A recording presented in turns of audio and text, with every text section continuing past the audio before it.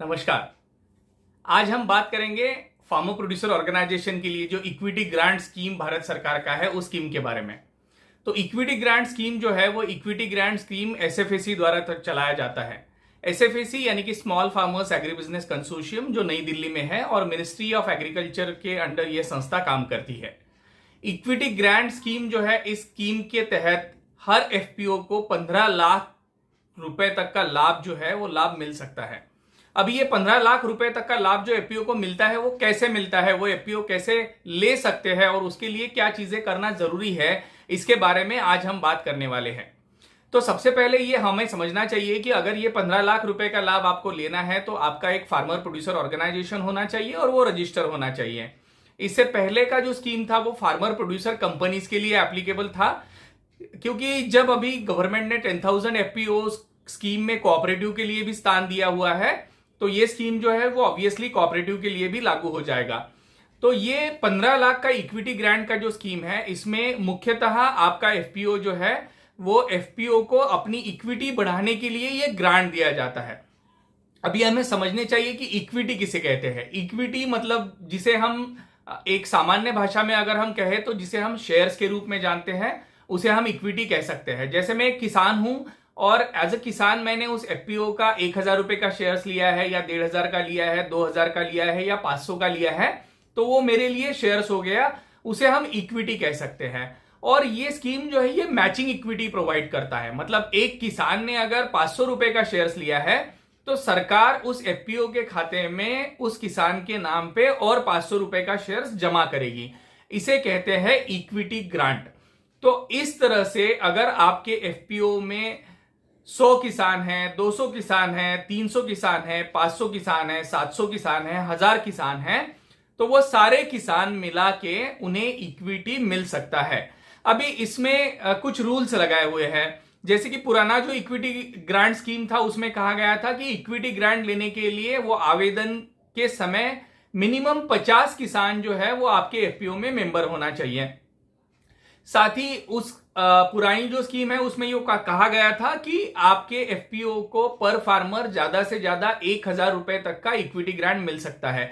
लेकिन अभी जो नया इक्विटी ग्रांट स्कीम आ रहा है, ये नए इक्विटी ग्रांट स्कीम में हम ये कह सकते हैं कि जो हमें ग्रांट मिलने वाला है वो पर फार्मर 2,000 रुपए तक का ग्रांट, 2,000 रुपए तक का इक्विटी हमें यहां पे मिलने वाला है। तो ये समझना बहुत ही जरूरी है। हर किसान के पीछे हमें लगभग 2,000 रुपए का इक्विटी ग्रांट मिलेगा। लेकिन उसके लिए जो किसान आपके एफपीओ में उसने जो शेयर्स जमा कराया हुआ है उतने ही अमाउंट का इक्विटी ग्रांट मिलता है, ज्यादा से ज्यादा 2,000 रुपए तक। तो ये आपको समझना बहुत जरूरी है। जैसे एक किसान ने अगर 500 जमा किया है तो 500 मिलेगा, एक किसान ने अगर 5,000 रुपए जमा किया है तो उसको 5,000 नहीं मिलेगा। उसके नाम पर आपको ज्यादा से ज्यादा 2,000 रुपए ही इक्विटी ग्रांट मिलेगी। तो इस हिसाब से आपका जो शेयर होल्डर का लिस्ट बनता है वो शेयर होल्डर का लिस्ट उसे एक टेबल में डाला जाता है कि 500 रुपए के शेयर्स देने वाले कितने किसान हैं, 1,000 रुपए के शेयर्स देने वाले कितने किसान हैं, 2,000 रुपए के शेयर्स देने वाले कितने किसान हैं, या जैसे ही किसी किसान ने 800 का शेयर दिया है, 1,500 का, 1,400 का शेयर्स दिया है, तो एक टेबल बनाया जाता है और इस टेबल के माध्यम से इक्विटी ग्रांट का कैलकुलेशंस होता है और उस आधार पर हम इक्विटी ग्रांट जो है वो गवर्नमेंट के स्कीम में क्लेम्स कर सकते हैं। अभी इसमें जो डॉक्यूमेंट देखे जाते हैं उसमें एक तो आपका ऑडिट देखा जाता है। तो आपके ऑडिट में वो अमाउंट रिफ्लेक्ट होनी चाहिए कि आपके किसानों ने कितना इक्विटी या कितना शेयर्स जमा किया है। काफी बार ये भी हो जाता है कि हमारा ऑडिट 31 मार्च को हो गया, उसके बाद भी कुछ शेयर जमा हो जाता है, कुछ अंश पूंजी जमा हो जाती है।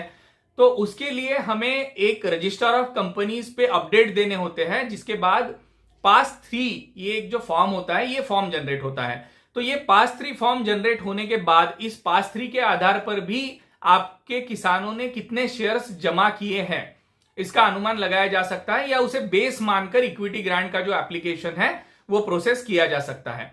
अभी हम थोड़ा सा समझने की कोशिश करते हैं कि ये प्रोसेस कैसे होता है। तो इस प्रोसेस में आपको ऑनलाइन आवेदन करना है, जबकि अभी नया स्कीम अभी लॉन्च हो रहा है तो उसके लिए अभी ऑनलाइन एप्लीकेशन शायद उपलब्ध नहीं है, तो आपको ऑफलाइन एप्लीकेशन करना होगा। और इसमें हमारी ऑल अबाउट एफपीओ टीम आपकी सहायता कर सकती है। तो आपको जो ऑनलाइन या ऑफलाइन आवेदन करना होगा, उस आवेदन के बाद वहां पे डेस्क अप्रेजल होता है, स्क्रूटिनी होती है दिल्ली में एसएफएसी ऑफिस में कि आपका जो आवेदन आया है उसमें जो डॉक्यूमेंट्स दिए गए हैं वो डॉक्यूमेंट्स पे जो सिग्नेटरीज होते हैं, तो आपके बोर्ड ऑफ डायरेक्टर है, आपके एफपीओ के सीईओ है, काफी जगह पे हमें चार्टर्ड अकाउंटेंट का साइन वहां पे लगता है। तो ये सारे साइन जो है, ये साइन हुए हुए डॉक्यूमेंट वहां पे चेक किए जाते हैं और साथ में उसे रिलेट किया जाता है आपके जो रजिस्टर ऑफ कंपनीज के ऊपर अपडेट्स दिए गए हैं उन अपडेट्स के साथ। तो समझो आपने कहा कि हमारे 1000 किसानों ने पर हेड 1000 रुपए जमा किया है, तो हमारे 10 लाख रुपए जमा किए हैं। तो ये अगर आपने आपके आवेदन में लिखा हुआ है तो आपके आवेदन में उन किसानों की लिस्ट होनी चाहिए। उस लिस्ट के ऊपर आपके चार्टर्ड अकाउंटेंट के भी साइन होने चाहिए, सीईओज के साइन होने चाहिए, आपके 2 डायरेक्टर्स के साइन वहां पे होने चाहिए। और ये लिस्ट एक बार आपके एप्लीकेशंस में आने के बाद फिर आपके आरओसी के पोर्टल पे भी देखा जाता है कि आपने वो आरओसी पे अपडेट किया है या नहीं किया है। तो ये किसानों को समझना, ये एफपीओ को समझना बहुत जरूरी है कि वो आरओसी पे अपडेट करना आवश्यक है। इसी तरह और भी अन्य कई चीजें हैं जो आपको समझना जरूरी है। एक बार आपका डेस्क अप्रेजल हो गया, आपका स्क्रूटिनी हो गया और वहां अगर ऐसा लगता है कि हाँ आपका एप्लीकेशन जो है वो सही तरीके से है, आपके एफपीओ का जो बनाया हुआ बिजनेस प्लान है वो ठीक ठाक है और आपका एफपीओ अच्छा काम करने के लिए कोशिश कर रही है, तो उस आधार पर आपका फील्ड विजिट या फील्ड अप्रेजल या मॉनिटरिंग विजिट आप जो भी कहें वो लगाया जाता है। तो इसे एक थर्ड पार्टी अपॉइंट करती है एसएफएसी और वो थर्ड पार्टी को कहा जाता है कि आपके एफपीओ को वो प्रत्यक्ष रूप से विजिट करें, जो डॉक्यूमेंट आपने सबमिट किए हैं वो डॉक्यूमेंट वहां जाके वेरीफाई करें, वहां जाके आपके बोर्ड मेंबर के साथ चर्चा करें, वहां जाके आपके किसानों के साथ चर्चा करें और आपका जो भी बिजनेस एक्टिविटी चल रहा है वो बिजनेस एक्टिविटी के बारे में और ज्यादा जानकारी ले। तो ये विजिट बहुत ही जरूरी है क्योंकि इस विजिट का रिपोर्ट अगर सही तरीके से जाता है तो ही आपके एप्लीकेशंस को जो कमेटी है वो अच्छी तरह से कंसीडर करती है। तो ये जो विजिट होता है, इस विजिट में आपको ध्यान रखना चाहिए कि इस विजिट में जो भी मॉनिटरिंग के लिए या अप्रेजल के लिए पर्सन आता है उसने जो जो डॉक्यूमेंट्स मांगे हुए हैं वो डॉक्यूमेंट्स आपको उसको प्रोवाइड करने चाहिए, आपके बैंक डिटेल्स उसको प्रोवाइड करने चाहिए और बैंक में जो ट्रांजैक्शंस है उसमें बिजनेस ट्रांजैक्शन किस तरह से हो रहे हैं, आप जो बिजनेस कर रहे हैं उसके बिल बुक्स है, उसका अकाउंट है, आपके शेयर होल्डर का रजिस्टर है, ऐसे जो जो चीजें मांगी जाती है वो आपको वेरिफिकेशन के लिए उनको प्रोड्यूस करनी चाहिए और उनके सेटिस्फैक्शन के आधार पर ही वो अपना सही रिपोर्ट जो है वो एसएफएसी को दे सकते हैं और वो रिपोर्ट जो है वो उसके बाद एक मीटिंग वहां पे इक्विटी ग्रांट कमेटी का शेड्यूल होता है। उस मीटिंग में ये सब चीजें डिस्कस होती है, आपका अप्रेजल हुआ होता है, डेस्क अप्रेजल वो डिस्कस होता है, फिर आपका फील्ड विजिट का रिपोर्ट है वो डिस्कस होता है और उसके आधार पर अगर कमेटी को ऐसा लगता है कि हाँ आपने जो एप्लीकेशन किया है और आपके फील्ड विजिट में जो भी ऑब्जर्वेशंस आए हैं वो अच्छे हैं और आपका एफपीओ अच्छी तरह से काम कर रहा है, तो फिर वो इक्विटी ग्रांट कमेटी जो है वो कमेटी आपके एफपीओ को इक्विटी ग्रांट सैंक्शन करता है। अभी ये इक्विटी ग्रांट सैंक्शन होने के बाद आपकी एफपीओ को एक लेटर आता है और वो लेटर में कहा जाता है कि आपके एफपीओ के जो सीईओ है और डायरेक्टर है, जो सिग्नेटरी है, उनको दिल्ली आना है एग्रीमेंट साइन करने के लिए और दिल्ली में फिर आपको एसएफएसी में इनवाइट किया जाता है, आपसे फिर एक बार वहां पे डिस्कशन होता है, आपके एफपीओ के बारे में काम की चर्चा होती है और वो फिर इक्विटी ग्रांट का जो एग्रीमेंट है वो एग्रीमेंट आपको साइन करना होता है। इस एग्रीमेंट में लिखा होता है कि ये इक्विटी ग्रांट का आप उपयोग कैसे कर सकते हैं, किस चीजों के लिए कर सकते हैं और साथ में ये भी जानकारी दी हुई होती है कि अगले कितने दिनों में आपके खाते में पैसे आने के बाद अगले कितने दिनों में आपको वो शेयर ट्रांसफर करने हैं किसानों के नाम पर और उसे आरओसी को अपडेट करवाना है। तो इस तरह से ये इक्विटी ग्रांट स्कीम जो है, ये इक्विटी ग्रांट स्कीम का इंप्लीमेंटेशन होता है। अभी ये स्कीम में काफी सारी ऐसी बारकाइयां हैं जो हमें ध्यान में रखना बहुत जरूरी है। जैसे अगर आप इक्विटी ग्रांट के लिए एप्लीकेशन कर रहे हो तो आपके एफपीओ में मिनिमम जो बोर्ड मेंबर है उस बोर्ड मेंबर में मिनिमम एक महिला का बोर्ड मेंबर होना बहुत ही जरूरी है, एक महिला का डायरेक्टर होना बहुत ही जरूरी है। अगर आपके बोर्ड में महिला नहीं है तो आपका एफपीओ का एप्लीकेशन जो है वो इक्विटी ग्रांट के लिए कंसीडर नहीं होगा। तो ऐसी कुछ छोटी छोटी चीजें हैं जो एप्लीकेशन करते समय हमें ध्यान में रखनी चाहिए और अगर एप्लीकेशन करने के पहले ही हम एक गाइडलाइन प्रॉपर तरीके से पढ़ लेते हैं या प्रॉपर तरीके से बातचीत करते हैं, जान लेते हैं, समझ लेते हैं, तो हम प्रॉपर तरीके से डॉक्यूमेंट सबमिट कर सकते हैं, अच्छी तरह से एप्लीकेशन सबमिट कर सकते हैं। जब आपका एप्लीकेशन सही तरीके से जाता है, उसमें सही तरीके से सारी जानकारी दी हुई है, तो जो बंदा वहां पे उसका डेस्क अप्रेजल कर रहा है उसके लिए भी वो आसान हो जाता है कि किस तरह से मुझे उस डॉक्यूमेंट का स्क्रूटिनी करना है, और वो जल्दी से जल्दी स्क्रूटिनी कर पाता है। अगर उसको जो जो चीजें उसमें चाहिए, जो जो वेरीफाई करना है, वो अगर प्रॉपर तरीके से दिया हुआ है, जैसे आपका टेबल बनाया हुआ है, उस टेबल में 500 रुपए के शेयर धारक लिखे हैं 60, तो वो 60 शेयर होल्डर का लिस्ट 500 रुपए का आपने अटैच कर दिया है। आपने 1000 रुपए के शेयर होल्डर लिखे हैं कि मेरे 1000 रुपए के 100 शेयर होल्डर्स हैं, तो वो 100 शेयर होल्डर्स का लिस्ट 1000 रुपए का लगाया हुआ है। ऐसे काफी सारी चीजें जो है वो एप्लीकेशन करते समय हम ध्यान में रख सकते हैं। तो ये छोटी छोटी चीजें ध्यान में रखने से हमारा एप्लीकेशन जो है वो सामने वाले के अप्रेजल के लिए, स्क्रूटिनी के लिए आसान हो जाता है, और उसके माध्यम से अगर हमारा एप्लीकेशन सही तरीके से सारी जानकारी प्रोवाइड कर सकता है तो उनको भी ये डिसीजन लेने में आसानी हो सकती है कि चलो इसका अभी मॉनिटरिंग विजिट या अप्रेजल विजिट लगाया जाए। तो किसानों ने या एफपीओ ने यह ध्यान रखना चाहिए कि ये एप्लीकेशन करते समय हम सही तरीके से एप्लीकेशन करें। हम ये ध्यान में रखें कि उस एप्लीकेशन का स्क्रूटिनी होने वाला है, और स्क्रूटिनी करने वाले बंदे को जो जो इंफॉर्मेशन चाहिए वो सही तरीके से वहां पे मिलनी चाहिए। जहां पे आपको बोला गया है चार्टर्ड अकाउंटेंट का साइन चाहिए, वहां पे चार्टर्ड अकाउंटेंट का साइन होना जरूरी है। आपको वहां पे बोला गया है कि पास 3 आपको लेटेस्ट देना है, तो वो लेटेस्ट पास 3 अपडेट करके आपको वहां पे प्रोवाइड करना बहुत जरूरी है। साथ ही जहां जहां पे आपके बोर्ड मेंबर के सिग्नेचर है वो सिग्नेचर होना जरूरी है। जो रिजोल्यूशंस उसमें मांगे गए हैं वो रिजोल्यूशंस उसमें होना बहुत जरूरी है। आपके सारे डॉक्यूमेंट्स अगर प्रॉपर तरीके से आप एप्लीकेशंस में डाल देते हो तो आपका शायद ये प्रोसेस जल्दी भी हो सकता है, क्योंकि अगर आपके पहले ही एप्लीकेशंस के स्क्रूटिनी में सारी चीजें समझ में आ गई तो सामने वाले को भी बहुत कम टाइम लगेगा और एक अच्छा इंप्रेशन हमारा एफपीओ का वहां तैयार हो जाता है कि प्रॉपर तरीके से ये एप्लीकेशन दिया गया है। अभी इसके लिए आप खुद एसएफईसी के वेबसाइट पे जाके जानकारी ले सकते हो, या फिर आपकी अगर सहायता की आपको जरूरत है तो हमारा ऑल अबाउट एफपीओ का जो टीम है वो ऑल अबाउट एफपीओ का टीम आपको सारी सहायता करेगा। ऑल अबाउट एफपीओ के माध्यम से आज तक 50 से ज्यादा सक्सेसफुल एप्लीकेशन हुए हैं।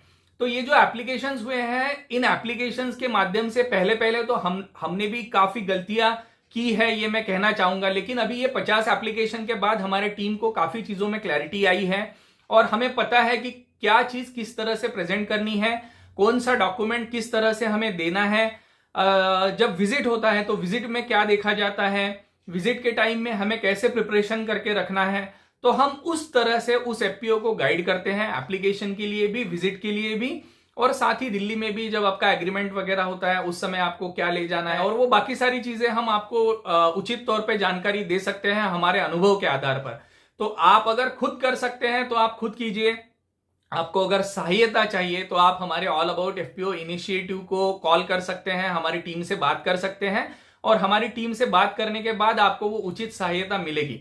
साथ ही हमारा जो ट्रेनिंग प्रोग्राम है उस ट्रेनिंग प्रोग्राम में भी हम इक्विटी ग्रांट एप्लीकेशन के बारे में बात करते हैं। जो ऑनलाइन ट्रेनिंग प्रोग्राम हम एफपीओस के लिए चला रहे हैं, तो उस ट्रेनिंग प्रोग्राम में भी आप हिस्सा लेकर ना सिर्फ इक्विटी ग्रांट बल्कि बाकी सारे काफी टॉपिक जो एफपीओ से रिलेटेड है उन सारे टॉपिक्स पे उचित जानकारी आपको मिल सकती है। उसका फायदा आपको आपकी एफपीओ के मैनेजमेंट में, एडमिनिस्ट्रेशन में, बिजनेस में काफी सारी जगह पे हो सकता है। लीगल कंप्लायंसेस एक बहुत बड़ी बात है जो इक्विटी ग्रांट के समय में हमने देखा है कि लीगल कंप्लायंसेस टाइमली नहीं किया होता है। उसके वजह से किसानों को और एफपीओ को काफी दिक्कत झेलनी पड़ती है, काफी पेनल्टीज देनी पड़ती है। तो ये सारी चीजें भी हमें ध्यान में रखनी चाहिए। हमारे ऑनलाइन ट्रेनिंग प्रोग्राम में वो सारी चीजों पे भी हम बात करते हैं, तो वो भी आसान हो जाता है। और इक्विटी ग्रांट में एक चीज आप ध्यान में रखिए कि जरूरी नहीं है कि आपको 15 लाख उस स्कीम का लिमिट दिया गया है तो आपको एक ही ट्रेंच में वो 15 लाख लेना है। आपके पास अगर अभी 6 लाख, 5 लाख, 4 लाख, 10 लाख जो भी इक्विटी शेयर्स जमा हुए हैं उतना आप क्लेम करके पहले इंस्टॉलमेंट में उतना इक्विटी ग्रांट ले सकते हो। फिर आप 1 साल 1.5 साल अच्छी तरह से काम करके वो इक्विटी का अच्छी तरह से इस्तेमाल करके आपका बिजनेस बढ़ा के किसानों को फायदा दे सकते हो, और आप सेकंड ट्रेंच के लिए भी एप्लीकेशन कर सकते हो। तो ये भी बहुत जरूरी है। काफी किसान हमें कहते हैं कि सर 15 लाख मिलने वाला है, तो 15 लाख मिलने तक हम वेट करते हैं। तो आप ये समझिए कि 15 लाख जमा होने तक वेट करने की जरूरत नहीं है। अगर आपको 15 लाख जमा करते करते 2 साल 3 साल लग गए तो उससे अच्छा यह है कि पहले साल में आपने 5 लाख रुपए जमा कर लिए, तो आप 5 लाख रुपए का इक्विटी ग्रांट ले लीजिए। तो आपका 5 लाख, सरकार का 5 लाख, 10 लाख रुपए हो गए। उस 10 लाख रुपए में आप बिजनेस शुरू कीजिए। आपके एफपीओ के जो मेंबर्स हैं उनको फायदा दिलवाइए, आपके एफपीओ को भी थोड़ा बहुत प्रॉफिट होगा, और आगे चल के उस माध्यम से अगर मेंबर्स को फायदा होगा, एफपीओ को प्रॉफिट होगा, तो और ज्यादा किसान आपके साथ जुड़ेंगे, फिर और शेयर्स आने में आसानी होगी, और जब और शेयर्स आएंगे तो और हम सेकेंड ट्रेंच इक्विटी ग्रांट का वहां से ले सकते हैं। तो ये भी प्रोसेस हमें समझना बहुत जरूरी है कि जरूरी नहीं है कि इक्विटी ग्रांट हमें एक बार ही पूरा लेना है। तो आप ऐसे स्टेजेस में भी इक्विटी ग्रांट ले सकते हैं। इसकी सुविधा इस स्कीम में दी गई है। तो ये समझने की कोशिश कीजिए कि ये बहुत ही आसान स्कीम है, और मैं आपको ये बताना चाहूंगा कि आज तक मेरे करियर में जो भी मैंने एक्सपीरियंस किया है गवर्नमेंट स्कीम के बारे में, उससे सबसे आसान स्कीम इक्विटी ग्रांट स्कीम है, जो एफपीओ को बहुत अच्छी तरह से एक अच्छा अमाउंट प्रोवाइड कर सकती है। आपके बिजनेस प्लान के आधार पर आपको वो अमाउंट यूटिलाइज करने के लिए प्रोवाइड किया जाता है, और ये ग्रांट है। तो ये बहुत बड़ी चीज है कि ये ग्रांट है। तो ये इक्विटी ग्रांट स्कीम जो है वो इक्विटी ग्रांट स्कीम, आप ये भी कह सकते हैं कि आपके शेयर्स का पैसा जो है वो डबल हो जाता है जब आप मैचिंग ग्रांट लेते हो, और आपको बिजनेस के लिए दुगना पैसा अवेलेबल हो जाता है। जब आप बैंक के पास जाते हो तो बैंक भी पूछता है कि आपका शेयर्स कितना है।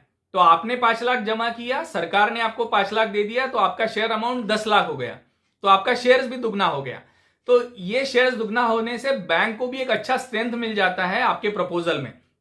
जैसे आप 1 करोड़ का एप्लीकेशन कर रहे हो, तो एक्सपेक्टेड बैंक ये मिनिमम एक्सपेक्ट तो करेगा कि आपके पास 10 लाख होने चाहिए।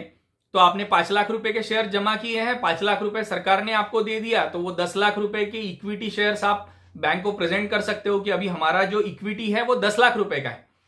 तो इस तरह से हमारे बैंकेबल प्रपोजल में, हमारे बिजनेस में काफी जगह पे ये जो इक्विटी ग्रांट हमें मिलता है, ये हमें डायरेक्ट हेल्प करता है। मतलब एक तो आप सीधा ये पैसा आपके बिजनेस में डाल सकते हो, आपका बिजनेस बढ़ा सकते हो। दूसरा, आप बैंक प्रपोजल वगैरह करोगे तो उसके लिए ये आपका इक्विटी जो है वो इक्विटी आप करके प्रपोज कर सकते हो, तो उसका भी फायदा आपको मिलेगा।